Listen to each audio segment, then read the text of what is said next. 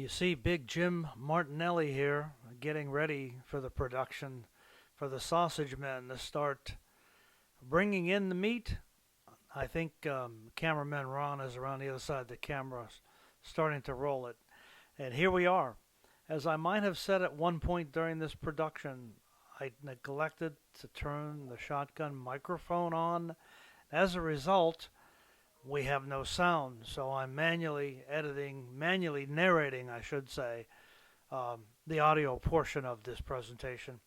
We'll probably fill in some other areas with music, but get ready to watch the Sausage Men in action.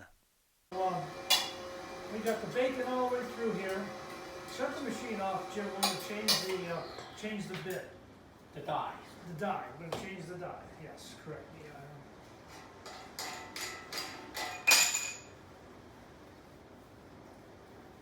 Oh. See, you're not supposed to handle it. And I did. I broke the rule. How's it going, guys? Say hi to Lori. Hi, Lori. Is Lori in there? She's gonna get that. I'm gonna send this to her. Too bad she wasn't invited. She was invited. I just forgot to tell you. We're having dinner together after this is all done. We're going to cook up. Remember that old Cajun guy that was on TV years ago? We're going to cook up something. We're going to cook something good up. As you can see, or as you can tell from the title, I neglected to turn the shotgun microphone on once again. So the sausage men, Jim and Ron, get ready to prepare this wild boar. One of the most important things, obviously, is to have sharp knives and watch your fingers. You can see Ron looking at the quality of the meat. This wild boar was acquired from the Tioga Ranch in Tioga, Pennsylvania. And it was about a 120-pound boar. It was just very high quality meat. You can tell from how dark the meat is. This is not the type of pork you find at Stop and Shop. At this point, I am trying to salvage this beautifully shot video. You can see it's well lighted, it's clear. We have all of our ingredients ready. Mixing, we have our bowls, we have our grinder. We have all our meat cut, and most of that meat came from the hindquarters, or what they call shoulder. That's ideal in terms of making sausage. I'm using an external microphone. Just acquired a Samson Q2U external microphone. It's used widely in the industry on YouTube for vlogging and blog sites, but it looks like it comes in quite handy when the producer, director, and actual sausage man himself neglects to turn on the shotgun mic. Just a small detail that I encourage everybody to make sure you get yourself a little list and do make sure that you turn your microphone on first. Obviously, we're not going to be able to see a link sync match here, and whatever Jim is saying is missing because I'm doing all the narrating. But you just got to be careful not to get your fingers involved in that grinder for sure. But once the grinding is done, we're going to move over to the spice mix, and the spice mix would usually be salt, pepper, and copious amounts of fennel to making a pure Italian sausage. In this case, we're doing a pure sweet sausage.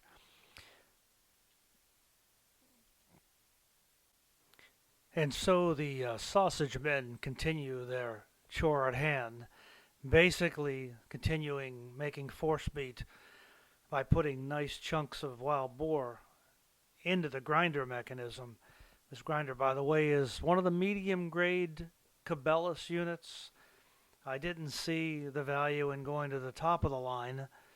However, there's part of me that regrets not buying the top of the line. This is a very good grinder, and it does work great. I don't have any issues with it whatsoever. My first attempt at buying one of these from Cabela's. It was an entry level product, and it was frankly close to useless. At least with this particular device, it does a great job. Prior to that, I was using my wife's KitchenAid, which is a famous mix master all the professional chefs use for baking and dough making and all that other stuff. And you buy a small attachment for the front that does the grinding. Then you switch out the attachment for the stuffing once you have the force meat. What I found was that it was very easy. Talk about entry level for grinding and stuffing.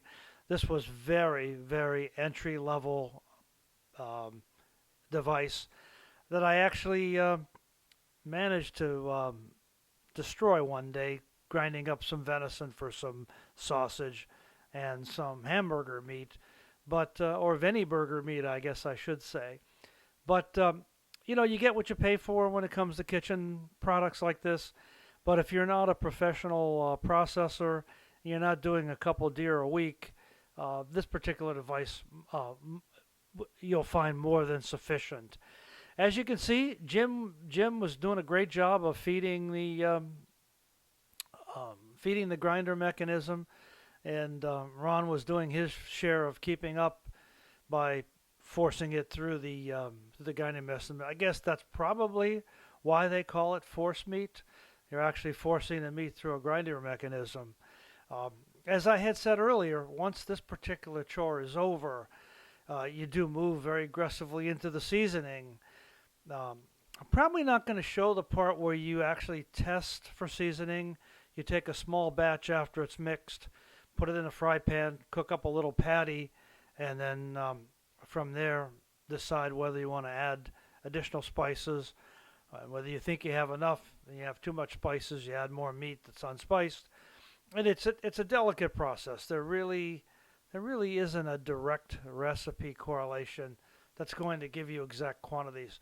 Um, you just continue to season until you have it right. You test it, taste it, and then you know you're good to go. And once that's done, we'll move to the next segment, which is actually going to be stuffing the sausage into the casings.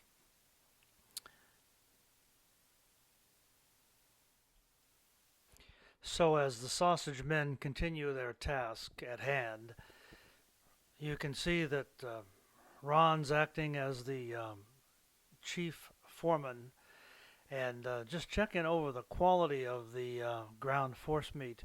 It looks beautiful, dark, rich maroon color.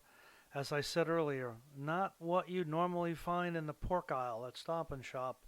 No offense to Stop and Shop, but this is real wild boar. The closest you're going to find domestically would be, as you can see, we've thoroughly seasoned the sausage. And the sausage men are moving into the sausage stuffing stage. We have thoroughly rinsed, cleaned, and prepared the stuffing. And the stuffing is actually going into the sausage casings, I should say. We've prepared, washed, and thoroughly prepped all the casings. They're commercially available. You can find them in any good butcher shop. You can find them sometimes even in, we've bought them at Stop and Shop in the past. They do come heavily salted, so they do have to be soaked for quite a while, rinsed. I recommend a couple hours, and kind of rinse it the way the Sicilians used to do bacala, the salted cod. You have to spend a lot of time doing that and getting it prepared. As you can see, Ron's struggling a little bit, slipping the casings on. But once that's done, you tie a little knot. It really helps in preparing sausage. It really helps to have an assistant, someone helping you, because it's extremely difficult to put the meat through the grinder, even though it's already been ground. You change it, you put the stuffing attachment on. It's still a difficult task to be putting the meat through. And then also be trying to hold the pressure constant and tying off the sausage links. And you'll see that shortly once Ron finishes getting that tied up nice, and Jim will help push the ground sausage meat through, stop for a drink. You can see salt, pepper, and fennel, the three primary ingredients in making a nice sweet Italian sausage. Jim starts the process, starts pushing the force meat, is what you call any ground meat. I'm struggling to think of what that was called, but the force meat, they probably teach that at the Culinary Institute of America. They spend a lot of time grinding meat. Now, Ron still hasn't tied the knot, but shortly you will see the casings fill up. You'll notice the tray. The sausage men have already made some sausage. It's on the cookie sheet there, nice and clean. All right, so here it comes. Once you start pushing that through, the sausage will form. As I said earlier, much easier working in a team with two than it is trying to do this solo. Now you can see the force meat just starting to fill the casings as Ron applies the pressure and Jim supplies the force meat. It will start coming together. You know, there's an adage, you hear this a lot in politics, especially in Washington these days, as the country is somewhat divided. The phrase is often used in terms of passing legislation.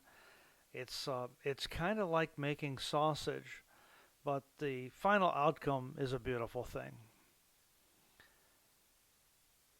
All right, I'm going to cut this segment of the narration and go back to my editing here.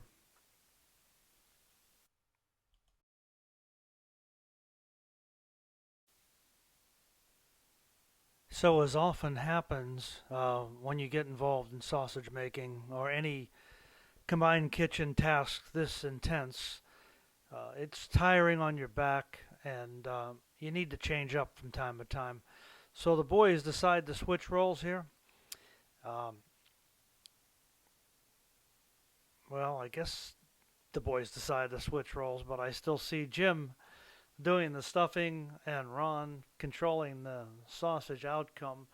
But as you're going to see soon, they do in fact switch roles, and Ron's going to start stuffing the meat down the machine while Jim handles the sausage on the other end. It just makes things go a little bit smoother. You know, we had a great time this day. It was such a lousy day outside, raining. What a great day to be in the kitchen making sausage. As you're going to see a little later, as we come to the end of this production, you're going to see the final result in the pan. Nothing quite as nice as sausage, peppers, and onions, especially on a great roll. So as I said earlier, the boys continue to plug away, and the sausage making process continues pretty seamlessly, and it really was delicious. You'll get to see that at the end as well.